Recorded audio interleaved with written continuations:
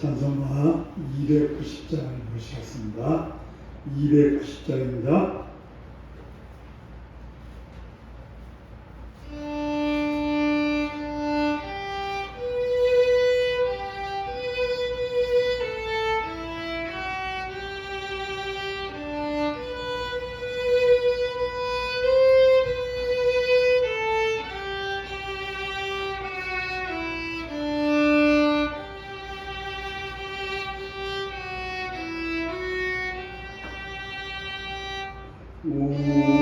우리는 주님을 늘 대반하나 내 주 예수 여전히 날 부르사 그 참되신 사랑을 베푸시나니 내 영계여 주님을 곧 따르라. 주 널리에 비네 주 널리에 비네 주 널리에 비네 항상 계시네. 주께서 풍성한 은혜를 내려 내 영혼이 나날이 복 받으니 주 예수를 너희도 구주로 섬겨 곧 따르면 풍성한 복 받겠네. 주 널리에 비네 주 널리에 비네 주 널리에 비네 항상 계시네. 무거운 짐지고 애타는 인생 주 예수께 돌아와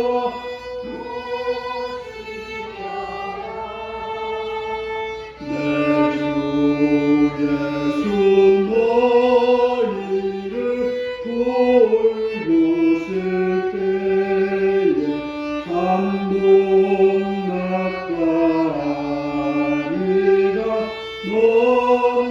넘치겠네. 주 널리에 비네 주 널리에 비네 주 널리에 비네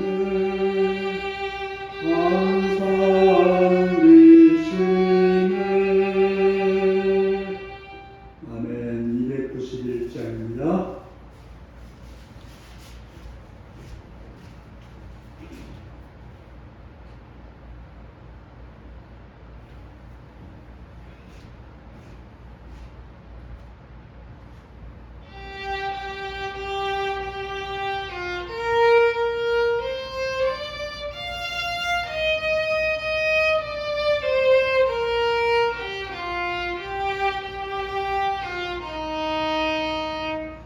외롭게 사는 이 그 누군가 마음 아파 헤매는 그대로다.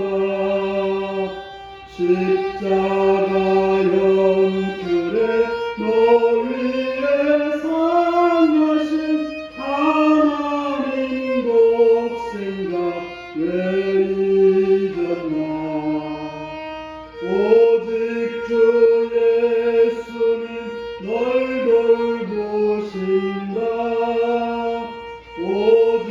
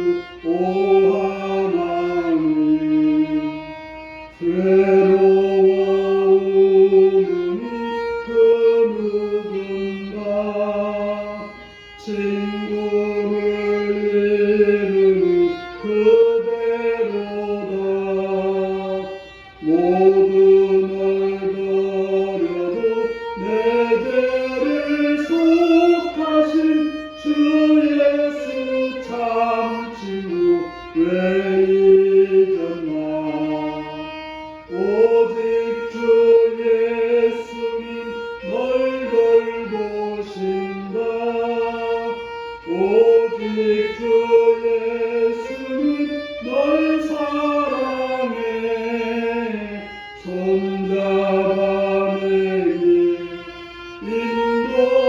인도하시는 사랑의 주 예수 오 하나님 사망을 이기신 능력의 주 내 곁에 늘 계신 왜 모르나 주 말씀 따라서 사는 이 누구나 외롭지 않으며 즐거우리 오직 주 예수는 널 돌보신다 오직 주 예수는 널 사랑해 손잡아 내게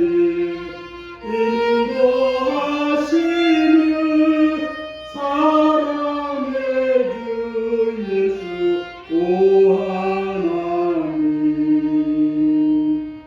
아멘 292장을 읽습니다.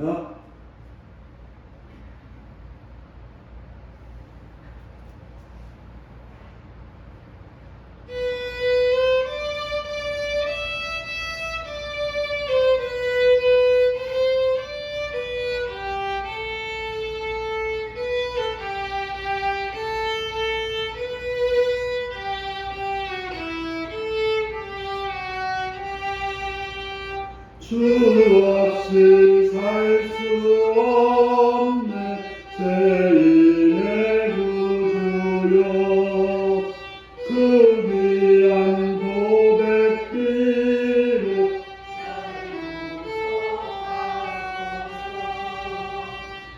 구주의 사랑으로 흘리신 보혈이 내 소망 나의 위로 내 영광 됩니다 주 없이 살 수 없네 나 혼자 못서리 힘없고 부족하며 지혜도 없도다 내 주는 나의 생명 또 나의 힘이라 주님을 의지하여 지혜를 얻으리 주 없이 살 수 없네 나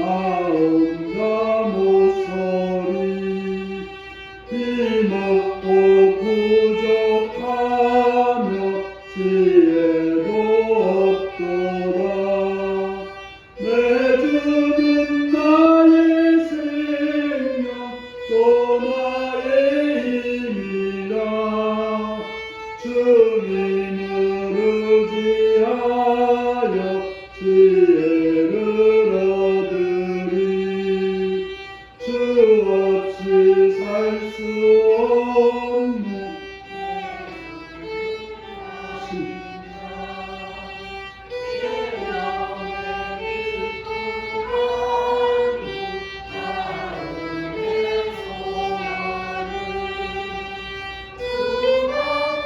나의 마음 네 알아주리요 내 마음이 노하사 평온케 하시네 주 없이 살 수 없네 세월이 흐르고 이 깊은 고독 속에 내 생명 끝나도 사나운 풍랑일 때 날 지켜주시니 내 곁에 계신 주님 늘 힘이 됩니다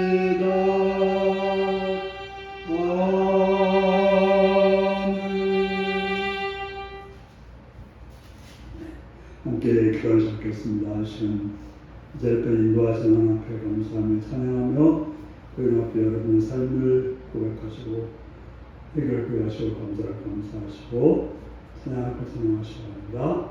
지금 나라를 위해서 이 땅에 평화한 정업 분영을 위해서 대통령과 장관들, 법관들을 위해서 또 이 땅의 교회들을 위해서 기도하시고 또 간단과 선교지를 위해서 거기서 사역하시는 사역자들과 또한 가족들과 동역자들을 위해서 기도하시고 우리 인류가 성령을 충만하고 말씀을 충만하고 복음에 합당한 열매있는 복된교회를 기도하시고 모든 직분자들이 충성스럽게 주의를 잘 감당하여 주님의 나라를 바르게 세우는 그런 직분자들을 기도하시고 이 시간 또 참여치 못한 자들에게 기도하시고 병든 자를 위해서 약한 자를 위해서 부족한 자를 위해서 일고에 있거나 군에 있거나 산에 있거나 일터에 있거나 또 공부하는 자를 있거나 여러 가지 같은 자를 위해서 다 같이 주여 기도하시겠습니다. 주여!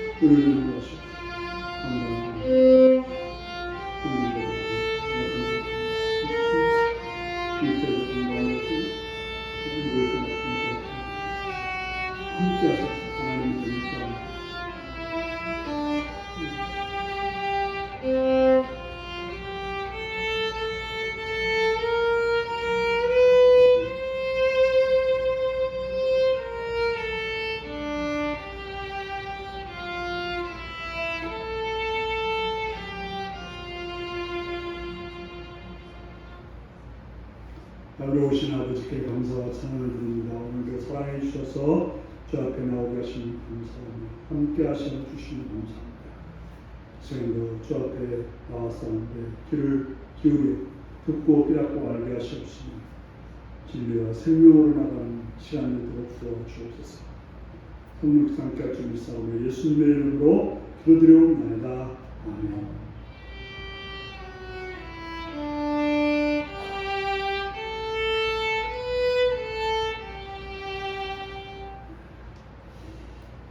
이 시간 우리 주시는 말씀은 빌립보서 1장 1절 2절을 공독하겠습니다.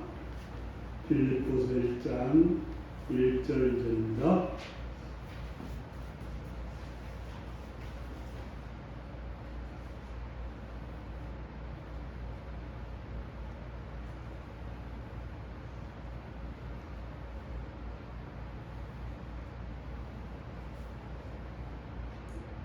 한 목소리 읽겠습니다. 시작. 그리스도 예수의 종 바울과 디모데는 그리스도 예수 안에서 빌립보에 사는 모든 성도와 또한 감독들과 집사들에게 편지하니 하나님 우리 아버지와 주 예수 그리스도로부터 은혜와 평강이 너희에게 있을지어다. 아멘.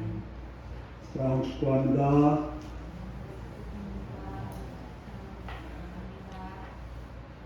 예수님을 사랑하시며 아멘하시기 바랍니다. 아멘. 시간 말씀을 듣고 우리가 깨어나시며 아멘하시기 바랍니다. 아멘. 오늘은 은혜와 평강이 있기를 라는 제목으로 말씀을 나누겠습니다.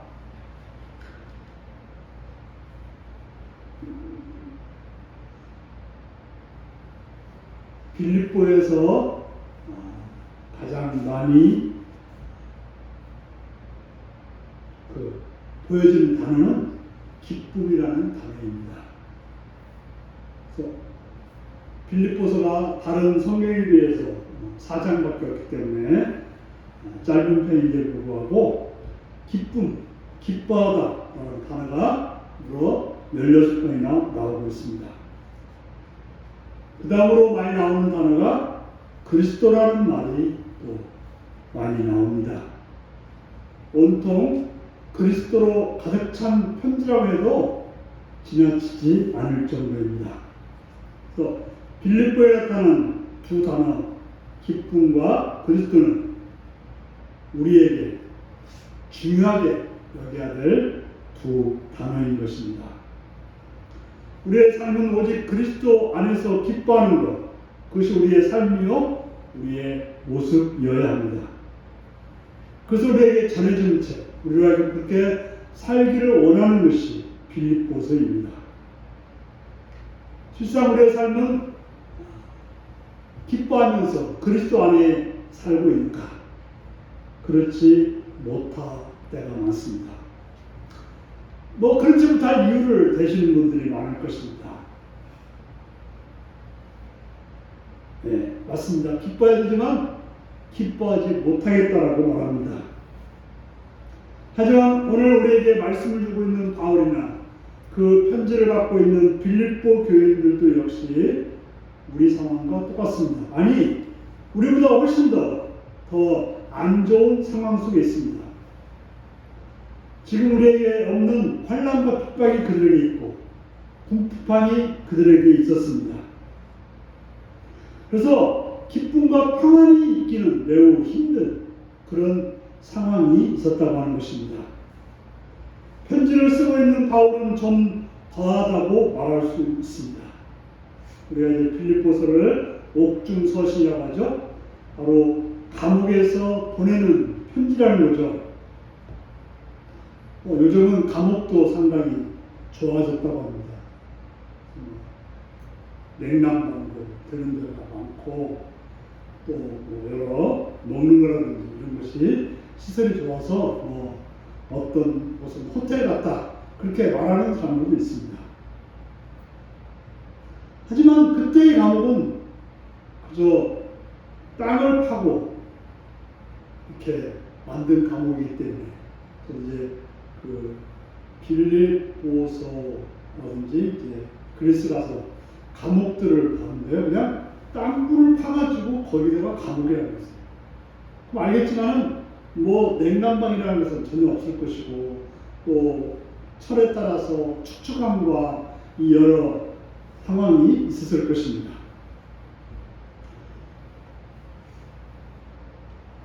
또한 그 감옥에서 이제 사형 선고를 받고 기다리는 그런 상태였습니다. 그렇기 때문에 삶과 죽음의 갈림길이 있습니다. 넷플릭스에서 그 바울이라고 하는 그런 영화를 본 적이 있는데요. 그런 상황들을 잘 표현해 주셔서 혹시 볼 수 있는 분들은 한번 보시면 좋을 것 같습니다. 지금 우리 빌립보서를 보면 석방이 될 건지 사형이 될 건지 그런 상황이 있었습니다. 아직 결정이 안 난 상태에서 그래서 자기는 뭐 죽어졌다 사라졌다 이렇게 말씀을 하고 있긴 합니다만 그러나 그 상황 속에 있다고 하는 건 참 어려운 것입니다. 이렇게 죽을지 살지 모르는 상황 속에 있는 것, 그때 기쁨과 평안을 누린다고 하는 것은 참으로 힘든데, 하지만 바울은 그런 상황 속에서 또 그런 상황을 알고 있고 또 그런 상황을 겪고 있는 자들에게 그리스도 안에서 기뻐하라고 외치고 있는 것입니다. 바울 사도에 있어서 빌립보는 첫사람 같은 교회였습니다. 우리가 이제 사도행전 16장을 보면 바울은 아시아에서 복음을 전하기를 원했는데 성령께서 자꾸 손을 저어서 유럽으로 오라고 하는 그런 손짓을 해서 건너가는 곳이 어디입니까? 바로 빌립보라고 하는 도시였습니다.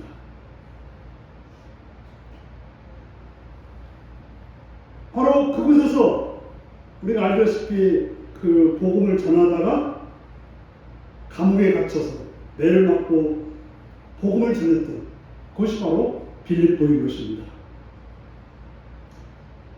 그 빌립보 교회를 통해서 로마로 복음이 들어가게 되었고, 우리가 지도를 보면 알지만 그 아시아에서 로마로 가기에는 바로 배를 타고 네아폴리로 가서 네아폴리에서 빌립보를 거쳐서 또 에게를 거쳐서 아드리아를 거쳐서 로마로 가는 길이 가장 빠른 길이 되는 것입니다.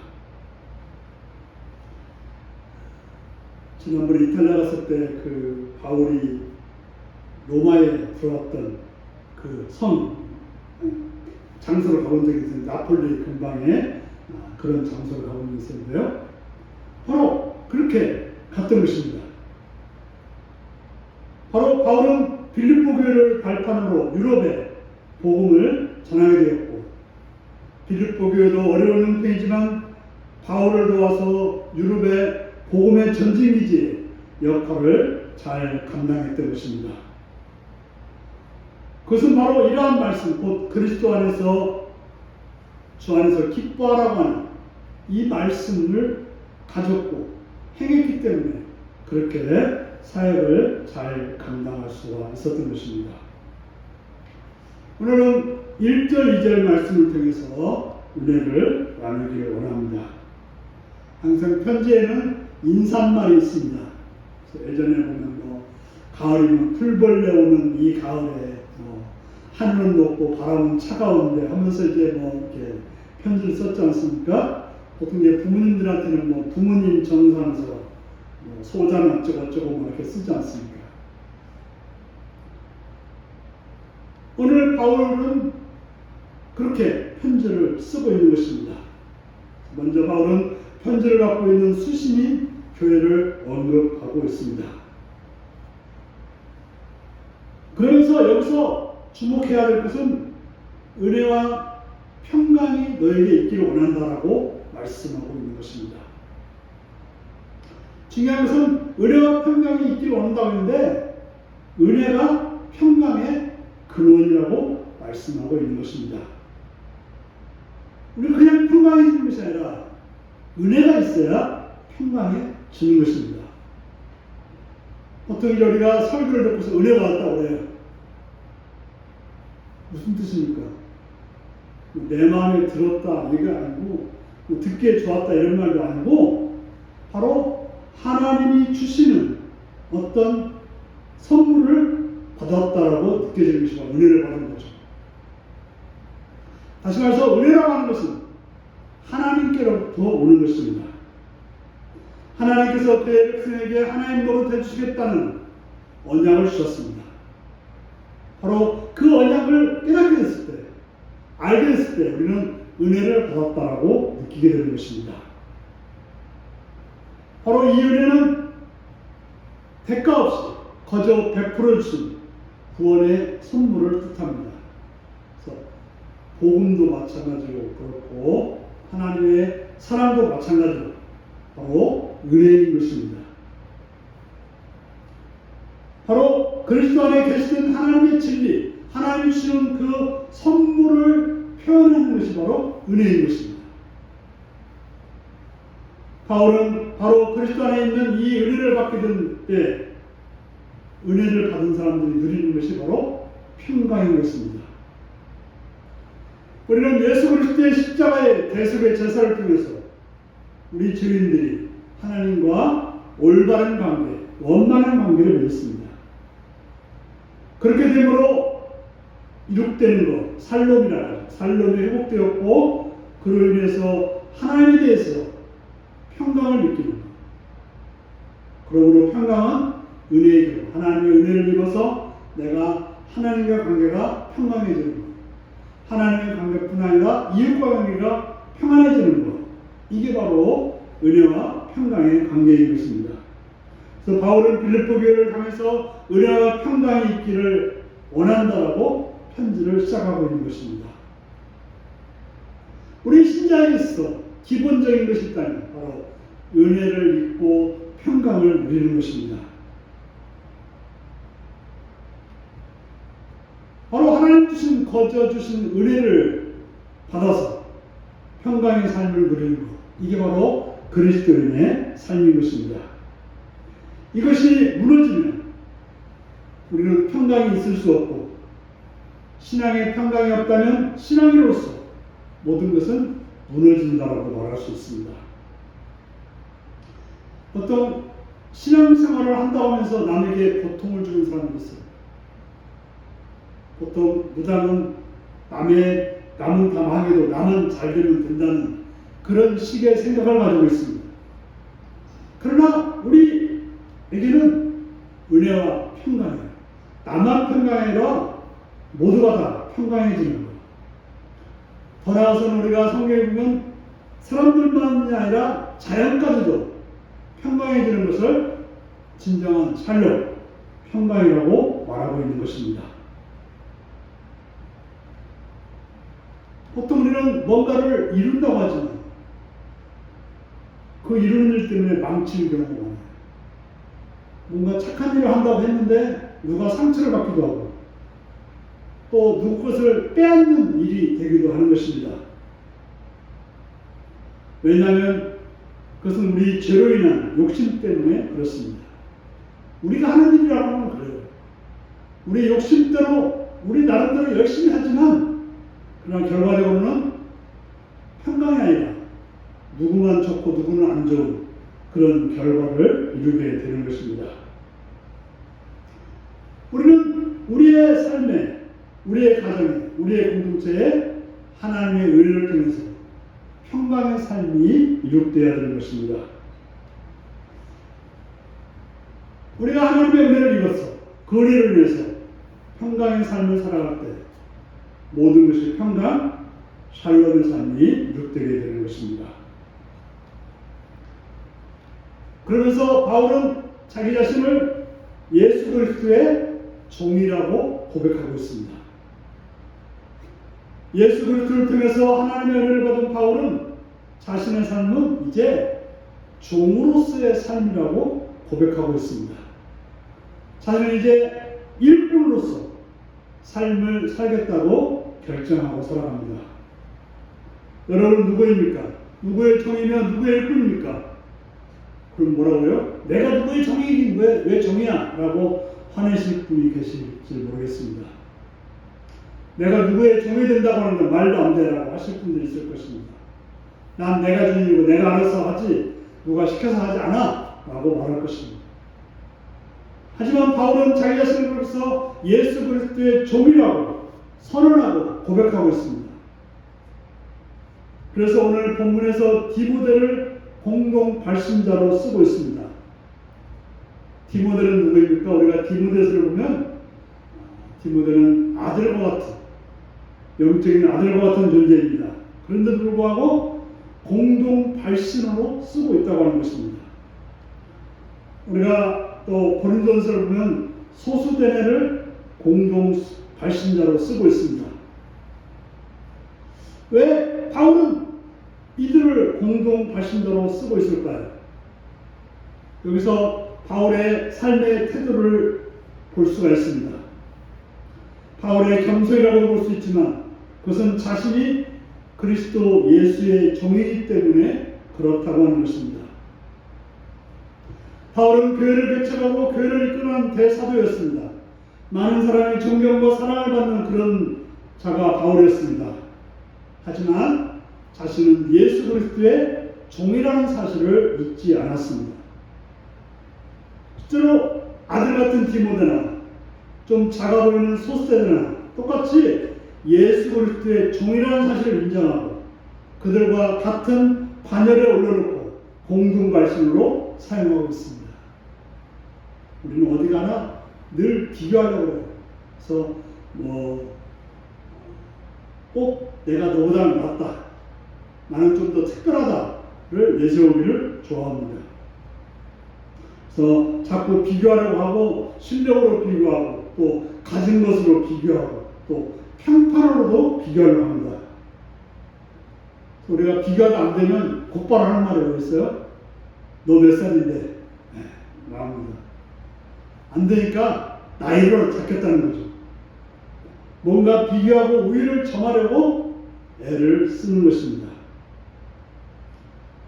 우리 주변에 많은 사람들이 있습니다. 구봉산은 조비산보다 높고 조비산은 이 뒷동네에 있는 관봉산보다 높습니다. 하지만 하늘에서 보면 다 산일 뿐인 것입니다. 자기들끼리 비교하며 교만해질 것이 아니라 하늘을 보면 자기 자신이 그 아래에 있음을 알아야 되는 것입니다. 바로 바울은 자기 자신이 그리스도의 종이라는 사실을 좀 높은 종이 있고 낮은 종이 있어도 주님 보시기에 종이라는 사실을 알고 다들 형제와 같은 예수의 종으로서 말하고 있는 것입니다. 그래서 바울은 자기만 특별한 것이 아니라 디모데나 소스나 같은 사람이 있음을 알고서 행동했습니다.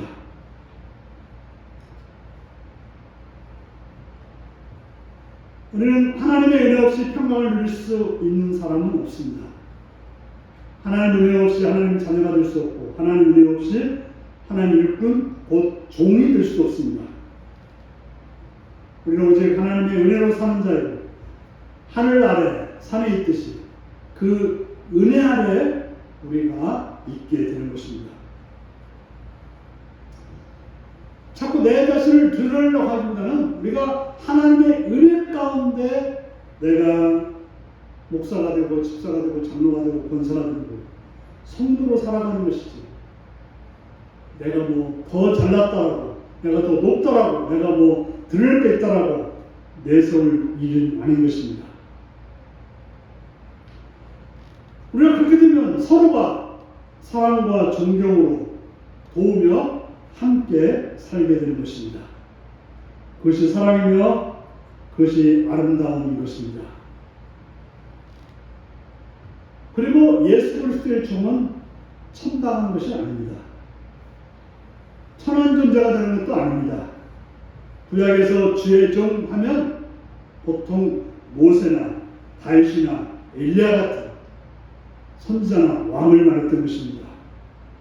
바로 하나님의 권사의 중요한 역할을 하는 그런 존재를 종이라고 했던 것입니다. 고린도서 4장 1절 2절에서는 바울은 스스로 하나님의 관리자로서, 청지기로서 하나님의 집안을 살림같아 하는 자라고 소개하고 있는 것입니다. 그리스도 예수의 종은 하나님의 구원사의 담당자, 구원의 실현자임을 확신하고 있습니다. 그러므로 내가 그리스도의 종이라고 하는 것은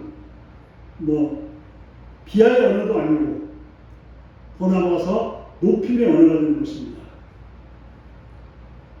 물론 주의 종은 철저하게 낮아져야 하지만 바로 주님께서 높여주기도 하실 것입니다.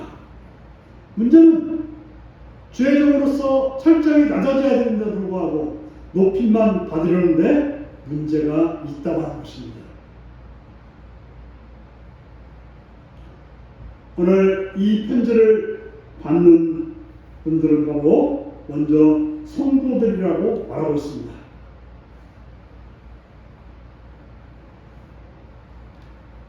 우리가 성도하면 좀 직분을 갈지 못한 분을 부르는 명칭으로만 생각합니다. 하지만 성도라는 말은 언약의 언어로서 원래 하나님의 선택과 약속해 주심에 힘입은 이스라엘에 대한 칭호인 것입니다. 바로 하나님의 선택받고 하나님의 약속을 받은 자가 바로 성도라고 하는 것입니다. 그래서 우리는 성도가 되어야 돼요. 성도가 먼저이고 그 다음에 목사인 거죠. 목사가 먼저가 아니라 성도가 먼저예요. 여러분 마찬가지로 장로나 권사나 집사가 먼저가 아니라 성도가 먼저인 것이죠. 성도가 되어야 그 다음에 장로, 집사가 되는 것입니다. 어떻게 보면 이제 세례를 받으면 성도라고 이렇게 말할 수 있죠. 그 다음에 집사가 되고 장로가 되고 올라가는 것이 아니라 그런 사람이 집사가 되고 장로가 되는 것이죠. 바로 성도라고 하는 것은 거룩한 길을 가는 존재라는 것이지 않습니까? 거룩하다는 건 뭡니까? 도덕적이라기보다는 물리적인 개념이라고 합니다. 바로 하나님께 바쳐져서 일상적인 것과 분리된, 범상적인 것과 분리된 그런 뜻을 가지고 있습니다. 바로 우리는 분리되어서 하나님의 것이 된, 하나님의 백성이 된 그런 존재라고 하는 것입니다. 성전에서 사람들은 집기들이 하나님께 바쳐졌기 때문에 거룩하듯이 하나님께 바쳐진 백성을 가르쳐서 거룩한 백성, 성도라고 말할 수 있는 것입니다. 그럼 우리는 당연히 하나님께 합당하게 살아야 되고, 합당하게 살려면 도덕적으로도 바르게 살아야 되는 것입니다. 그러므로 그리스도 예수 안에 성도들이라는 말은 그리스도를 믿음으로 말미암아 그의 죽음에 동참해서 옛사람이 죽고 그의 부활의 몸에 내포되어 새사람이 된 자들, 곧 하나님께 바쳐진 하나님의 백성이라고 하는 귀한 뜻입니다. 그래서 어떤 목사님은 나는 죽으면 목사 누구라고 쓰지 말고 성도 누구라고 써달라고 그렇게 말하는 걸 들었습니다. 그리고 계속해서 감독과 집사들에게 편지를 쓰고 있습니다. 여기서 감독들은 교회 지도자들을 말하고 있습니다. 지금의 어떤 장로님들과는 다른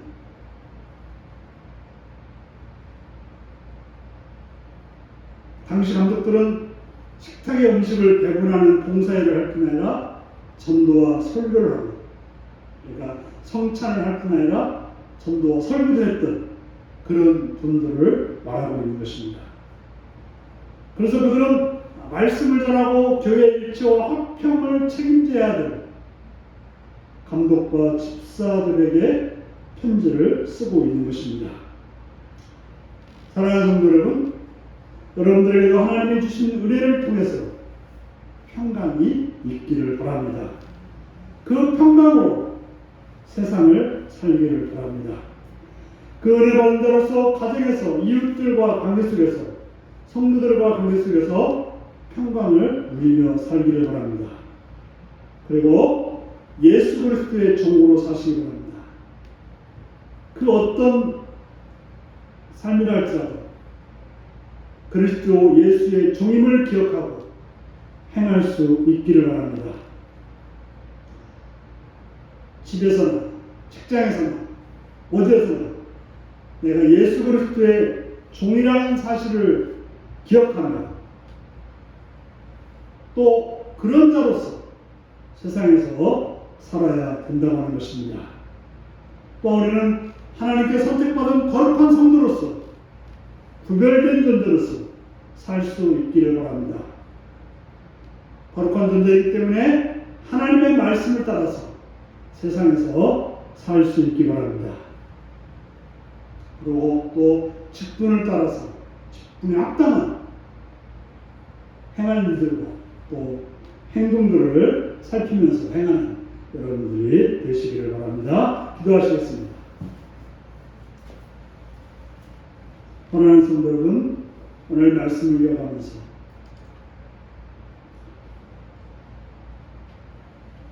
은혜와 평강이 있기를 위해서 성도로서 직분자로서 바르게 살기 위해서 다 같이 기도하시겠습니다.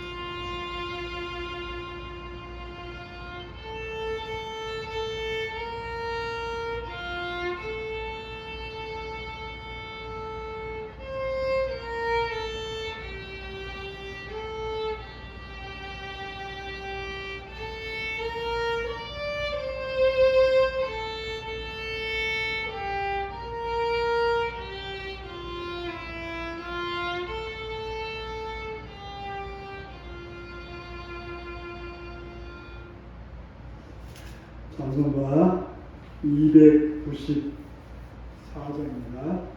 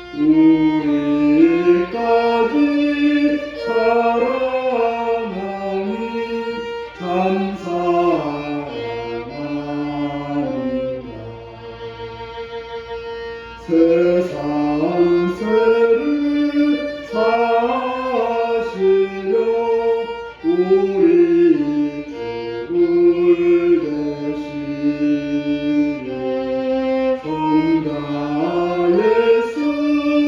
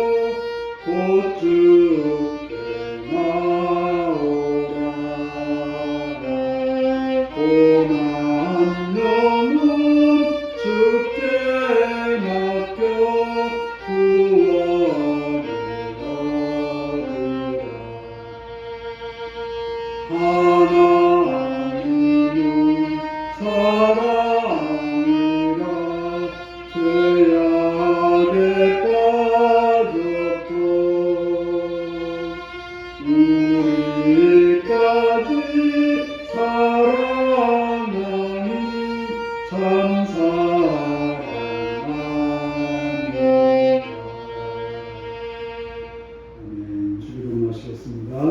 하늘에 계신 우리 아버지 이름을 거룩하게 하시며 아버지의 나라가 오게 하시며 아버지의 뜻하는 서와 같이 땅에서도 이루어지게 하소서. 오늘 우리에게 일용할 양식을 주시고 우리가 우리에게 잘못한 사람을 용서해 준 것 같이 우리 죄를 용서해 주시고 우리를 시험에 빠지지 않게 하시고 악에서 구하소서. 나라와 권능과 영광은 영원히 아버지의 것입니다. 아멘.